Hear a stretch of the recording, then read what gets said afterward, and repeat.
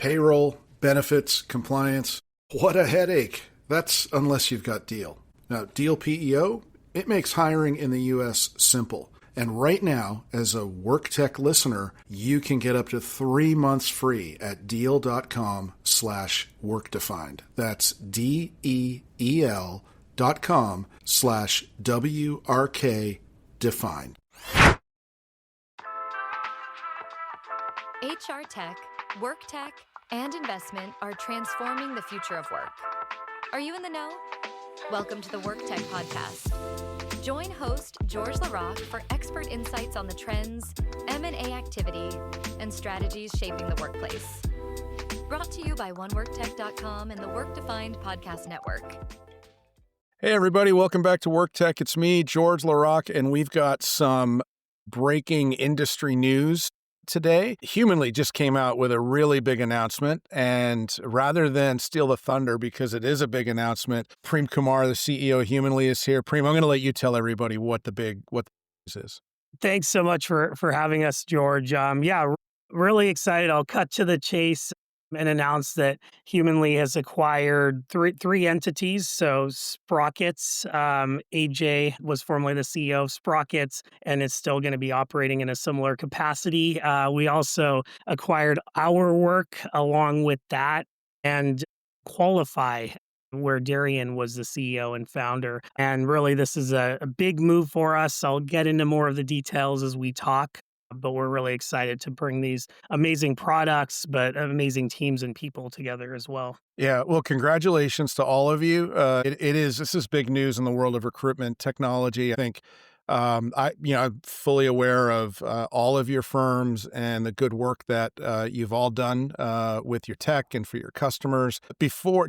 I'm aware, but I'm not sure if everybody knows exactly who you all are. So, Prem, I'll stay with you for if you can give like a 10-second, what is Humanly, and maybe 30 seconds, what makes Humanly different, and then we'll go around and let AJ and Darrian talk about their firms as well. Yeah, so at Humanly, we've been very much focused on solving problems and reducing time to hire in high volume hiring, so in high applicant volume scenarios. So we do that through automating pieces of screening, scheduling, and now interviewing. That's been our focus up to now, and I'm excited to say how that's expanding. Great. And Darrian, do you want to jump in and tell us about Qualify and yourself? Yeah. Without stealing too much thunder, as part of like the magic of us joining forces with Humanly, we also focus on high applicant volume, and we chose to solve the problem of the phone interview.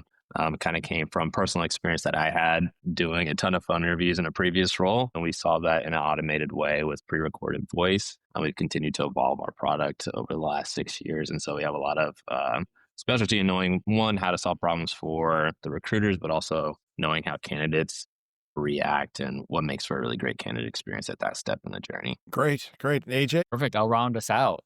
So we have some components on Sprockets, including text message assessment, automated scheduling on the front end of things. But on the back end, which we're really excited about for the full suite of products, is we have a post-hire retention tool that basically plugs into payroll, and it communicates with your employees, figures out things like culture pulses and engagement surveys and exit interviews, all while doing sentiment analysis to give you AI-driven insights to help understand your workforce better, how to cater to them, how to get them to stay longer and be happier and more productive employees. That's great. So I've looked at all of these products, and I know how they all come together, but we'll get into what your plans are on that in a minute. Let's zoom out and tell me what has been happening, whether it's in the market or in each of your firms or through your connections and partnerships. What made this the right time to do this deal? Yeah, really, this has to do with providing a better product, a better solution for our customers. So we all have very similar customer bases, and we've been partnering together for a year or so. So we've been going into deals together, and we are hearing the resounding voice from customers that folks do not want 7 different tools. And if you're truly investing in AI and you have 7 different AI tools, you split the power of your AI in 1/7 and are not truly even investing in AI, I would say. And part of that is because the training data that powers AI is split into each vendor. They're not sharing it. So tool consolidation was a big piece. The other piece, and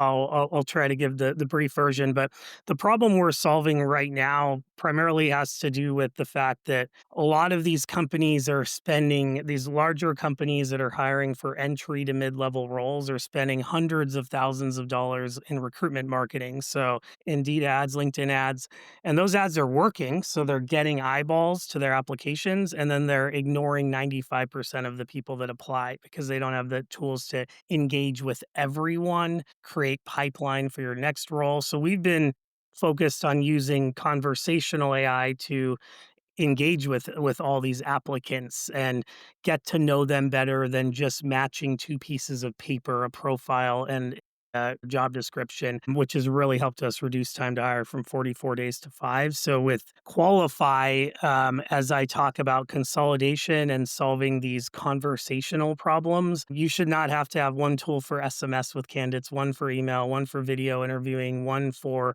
phone interviewing. So we want to be in all those channels. So this was furthering that effort. And then the last piece I'll mention is things also don't stop once someone gets hired. You want to provide someone, especially in these entry to mid-level roles, that has the highest employee lifetime value and is engaged, is not turning over. So that's a big part of leaning into Sprockets. Okay, so was this a product-led move, or it doesn't sound like it wasn't a market timing issue, it wasn't a competitive move. It sounds like based on where the customers are and where candidate engagement is going and so forth, this was strategically, rounding out the platform. Is that Yeah, for sure. I think it was a kind of customer driven move that was solved for via a more extensive product. And yeah, so that was we wanted a product that more robustly met the demand of the market. And it is a time now where there's a lot of noise around AI, a lot of solutions being thrown at problems instead of obsessing with the problem first. And what we found is that things just weren't working when you're using 5 different tools or 7 different tools, company at the end of the day as well. So I think this also gives us a position it puts us in a position to use that data to effectuate value through a much broader kind of platform. right? Right. I think in the market, what I've seen lately is that all the data that I've been able to pull together shows that adoption around AI has been pretty lumpy. It's been, high in some areas, lower in others where, most enterprises have only implemented AI in one HR domain, for example. It's like 37%. Middle market and below, it's like 17% have adopted or implemented. That means a lot of opportunity, but at the same time, because there's like 80% of them are planning to adopt more. And I think the issues have been around, to lack of a better word, fear. Yep. And when you look at the leaning into an existing relationship and a platform like Humanly, who's extending capabilities, that provides a customer some comfort around issues like compliance and security. And, they're not taking the risk of a new vendor and a new relationship while they're taking what they perceive as a risk in potentially some new areas with AI. So I think that, bodes well for you for this move, and it definitely aligns with what you're saying about being a data company and providing that sort of customer driven experience here. What each of these products, to get into each of them, you know, and Humanly, the acquirer had, before this deal, sort of some differentiation, we talk about the moat, we talk about defensible differentiation, and then when you come together, that will probably extend for Humanly, and Humanly's differentiation. How did each of these platforms differentiate? And maybe I'll start with Darrian, start with you about, where you differentiated in the space, and we'll talk to AJ, then you can tell us about Sprockets, and then Prem, you can bring it home on sort of what that all means in that way. So Darrian, let's start with you on that. Yeah, like for us, for the longest, we were really focused on even what kind of the mantra within my own team was owning the phone. That was a channel that was really untapped in the market. We didn't see, we were considered a first mover in the space. And in a lot of ways, we're educating our market around, hey, this is a pain point that can be solved, should be solved, is usually the area that takes up the most steps in the hiring process. So by solving this, you can drastically reduce your time to hire with just one simple, introduction of new technology. And so we really focused on that. And we wanted to do it in a way that was inviting and accessible. I think sometimes, to your point about there being fears around AI and just new technology, and we introduced it in a simple way where it's like, hey, it's still your voice. You can record this yourself, and then you can send it out to candidates and they can hear directly from you. And we started to add more AI elements to that along the way to help their processes speed along. But that's where we really focused and differentiated. And we started to step into new territory around scheduling and next steps in the hiring process. And then, partnering with Humanly and Sprockets, like a lot of the things that they've built and they've done are things that we've talked about, like, hey, this would be great to have as part of like a larger and in the future. And so it kind of just made perfect sense there. And I was just going to say one element about all of that is I think we've built brands that people have come to trust, and we've all been really intentional around how we've built. And so I think coming together, helps both our existing customers, but then also the market at large, really trust what we've put together as a unit. So Yeah. Yeah. Hi, I'm Cole Napper, host of Directionally Correct, the #1 people analytics podcast in the world. Come check out our podcast that dives deep into topics like people analytics, workforce planning, and talent intelligence, helping leaders across the globe navigate the future of work with insight and a little bit of fun. Good points. And AJ, how did or does Sprockets? What's the differentiation, the secret sauce there? Yeah, I'll talk more to the post-hire side of things Sure. here. So, one is kind of more tactical than the other. So first, everything is text message based to all of your employees. So in post-hire communication engagement tools, oftentimes it's app-based, which requires everyone to download an app, keep it updated, create a login and password, and all these different things. And the challenge with that as you get into the hourly workforce and frontline workers and all these things is there's a lot of turnover. People don't want to add a new system. And having a text message first application means that everyone's going to receive the message. Most majority of people are going to engage with it. And through NLP, you're able to get and derive a ton of insights from very simple, basic communication. So it's like the value and the magic of AI is asking very little from users to extract a ton of information that you can then take insights and action off of. So that's kind of the secret sauce of that side. But I think zooming out of just post-hire into pre-hire and just your HCM stack as a whole, having post-hire data magnifies by huge order your pre-hire technology. Because when somebody comes through the funnel and gets hired, we're able to stay with those employees in real time and give back really good feedback to the pre-hire side on if that was a good hire, a bad hire, or a moderate hire, and make adjustments to scoring systems, workflows, etc., to ensure that everyone that's being screened on the pre-hire side has the most updated information as to what type of people are successful on the post-hire side of things, who's happy, who's engaged, and it creates a really harmonious flywheel to keep and retain and recruit really strong applicants that then turn to awesome employees, and having data and AI be able to help and remove a lot of the TS processes you might have today in order to make that a reality. Okay. So Prem, I feel like there's so much there Yeah. to Oh, add to the right. Humanly platform. How do you use? I know that it's early days, and your customers will ultimately tell you. But what's your vision on this? Yeah. How will you differentiate? Yeah. So one piece of good news is because we've been partnered with Qualifi and Sprockets, like we've seen how people use this together already. So Yeah. it's a little less guesswork. But as far as the differentiation, here's how I think about it. And I've been in AI for recruiting tech or work tech about 15 years, but obviously everything's changed recently with generative AI. So what we've seen in, as you mentioned, the adoption curve, George, certainly early days.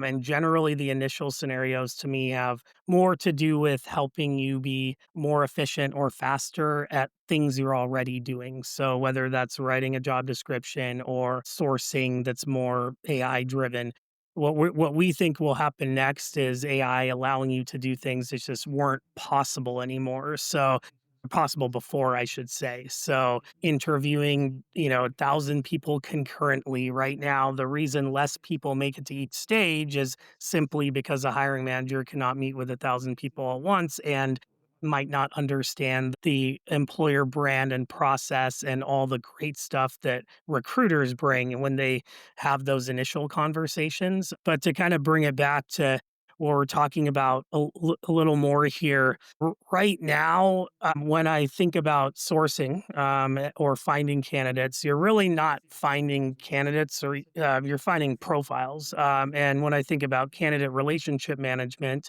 I don't have any relationships in my life that haven't involved talking to the person. So really, you're managing profiles, not so much relationships. And how you choose the 5% of people that you spend human time with when thousands apply in these inbound scenarios is simply based on how many words two pieces of paper have in common. So, how many keyword sets? There's usually 4 clusters that are used by ATSs, by these tools to decide. So, what we're trying to do with all of this, as I think about doing things that weren't possible before, is allowing you to have two-way conversations with all candidates via phone, via video, to really get to know everyone. So you have your silver medalists on deck for next. And then to see once they're hired, are they producing the highest employee lifetime value that were the highest impact? And if not, what adjustments need to happen top of funnel. And the last thing I'll mention is because the infrastructure costs on LLMs has gone down by a factor of 1,000 over the last 3 years, we're also able to kind of deliver small language models per customer. So this thing's getting to know you better and what parts of your employer brand resonate as you're engaging with all these people. But by talking to everyone, we're better at matching. And by being better at matching, we're able to reduce time to hire quite a bit. Okay. Well, there's a lot there. I have to say, I'm thinking the future for Humanly, whether it's from the candidate perspective or the employer perspective, I haven't seen many platforms that actually have like a cross-channel capability, whether it's text, voice, video, conversational, and that could be leveraged. I mean, the candidate experience, right? I can't engage with a phone call right now, but I can, I can talk to your chat bot, or I prefer to engage with the voice or via text, SMS, as you're pulling all that together. And then from the employer's perspective, I know there's different appetites for each of these modes. And I just see that as a huge opportunity for customers who all feel comfortable with each of you. And that's a good segue. I'd like to hear from you about, what will the impact be on each of your customers? What are the plans for? Usually it's a two-sided conversation. I know this is like 3+ because of the hour work piece of this as well. But what are the plan? Yeah, and I'll make my part brief so we can get other folks as well. But one thing, just real quick, George, to touch on what you mentioned earlier around compliance and safety. That's the other piece here, bringing in these established companies where y- there's LLMs out there where you can create a demo of a interviewer screening experience really quickly. But if you don't have the 4 years of conversational data we have and kind of the context around knowing that this candidate's in Colorado, so if they ask about pay, I need to know the pay transparency laws there. We also have several years of auditing. So I think by having that data, you can create, like you said, better candidate experience and better recruiter side experience, but it also keeps you more safe. And to address what you said about bringing these channels together, I'll give you a simple example. I didn't know how to pronounce Darrian's last name until you asked him in the pre-show. From a candidate experience standpoint, if the chatbot and video interviewer are owned by the same group, the chatbot's actually asking our candidates, can you record how to pronounce their name? So when a recruiter comes in or a interviewer comes in, they're starting with that. They're starting with what questions were asked that couldn't be answered. So it's a much more progressive experience of a company learning about you step by step instead of feeling like you're going through isolated steps with different companies almost. So, and then you can kind of unleash the power of your employer brand more. But yeah, customers, I'll let Darren and AJ speak to that, but really nothing changes. We're not changing pricing. We do want to share with customers what all they might now have access to, of course, but we're not changing existing experience. I'll see if Darren or AJ want to add to that. Sure. No, that's perfectly said. Yeah, like, and I'll just kind of emphasize it by saying, like, all three of us are founders, so it's a deeply personal thing that you have with your customers. And so part of like this joining forces that I wanted to ensure is that it would only be better for customers and they wouldn't experience, any negative impact for sure. But at the very least that they would be able to maintain what we've built and hopefully join into like the greater product eventually. But yeah, nothing's changing out of the gate. They can use Qualifi as is, but if they would like, there's the opportunity to join into the existing integration that we have and then the future broader product. So that piece is super exciting. Yeah, same here. Customers won't change, but there's going to be expansion opportunities if they want to add to either of our capabilities, Sprockets or HourWork, Qualifi, or Humanly. And just touching on a point, I think we're all circling around it is, this was really important to Prem, Darren, and I that we were aligned on values as an organization, especially in the age of AI where like compliance and integrity and I'd say goodness is really, really important. We wanted to make sure that we're all kind of in this for the right reasons. And, a few examples of this is our company's missions. I'll just read a few of them: matching people to possibilities, helping 80 million people achieve the American dream, powering efficient, equitable, and empathetic conversations, et cetera, et cetera, et cetera. And so, we want to make sure that our customers are treated properly. We want to make sure that when we're developing and intertwining the AI, it's done so in an ethical way. And as Prem mentioned, that's properly audited and gives customers peace of mind as well as best-in-class service and value for picking us as your provider. Yeah. That's well said. I would imagine all of your customers are excited to get a look at what this will mean, day one versus, sort of roadmap. So I'm curious, you've all hit on some really good points around, putting the customer first. We've talked around, I think scale and, compliance and so forth. And I like all that. I had a t-shirt on at HR Tech that said, "But does it scale?" That because, just the onslaught of tech that we always see. And that's always one of my first questions is show me how it scales.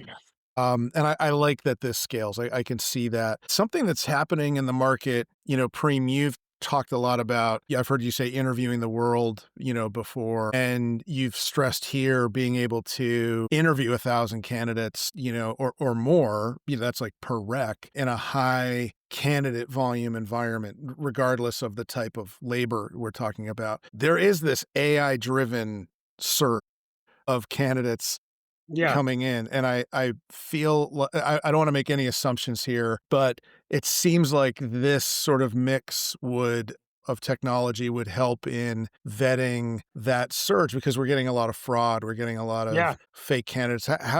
What are your thoughts on that? And I'm not trying to put you on the spot, but. Yeah, no.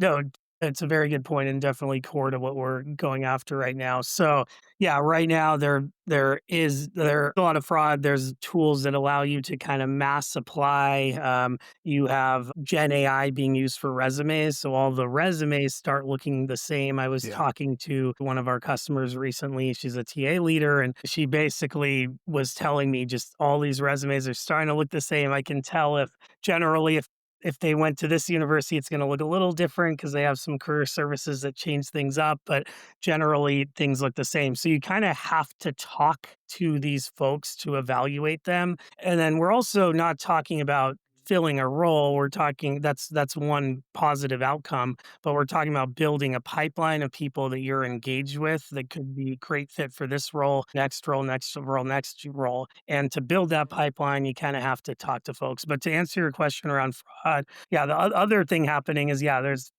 fake candidates or people pretending to be other people. The way that volume was dealt with in the past, and in any marketing scenario, and recruitment marketing is marketing, when you're paying for eyeballs, you shouldn't then be in a situation where you have no possible way of engaging with all of that demand. So what's happened up to now is shortcuts. So can we use keywords to filter out? Did someone spell something wrong? How do we not talk to everyone because we just can't?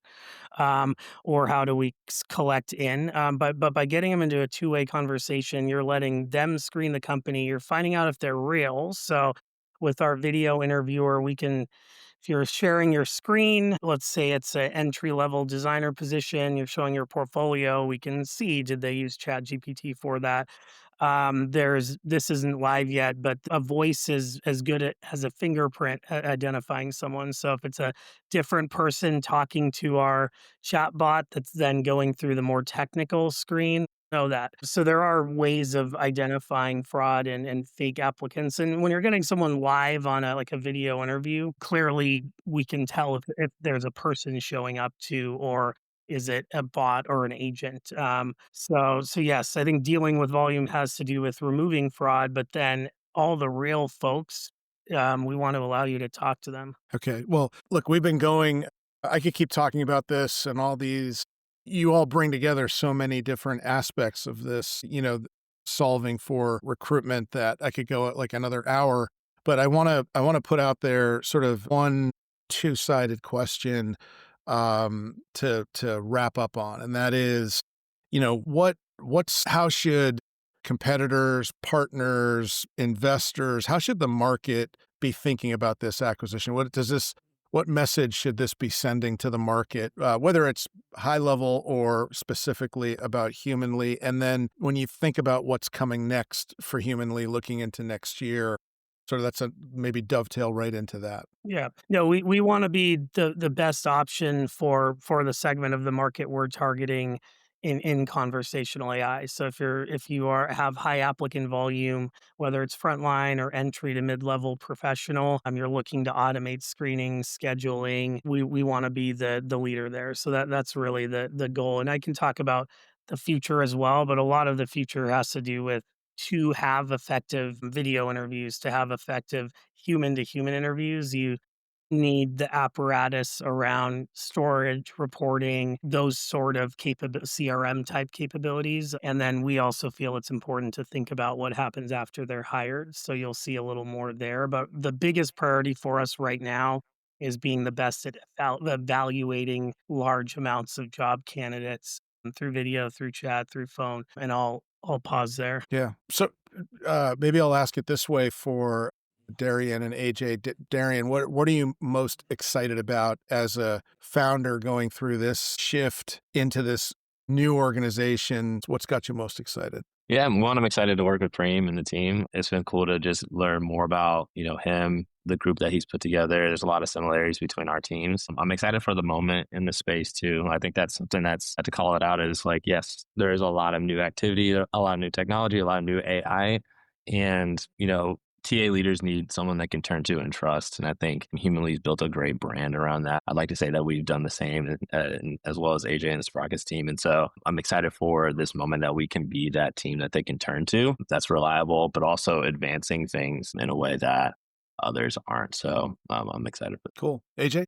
Yeah, I'm excited to just stack the intensity of our experiences on top of each other to get better as a group. So, it's like I can't go back 30 years and start working on Sprockets, but if you stack how long Sprockets has been around, HourWork's been around, Qualifi been around, Humanly's been around, we've all been working on where we're experts in the field, video, phone, post-hire, and now collectively we've brought it all together. So we all have our collective and individual scar tissue that together we don't have to learn as many lessons had we just decided to launch that feature on our own or add this capability here.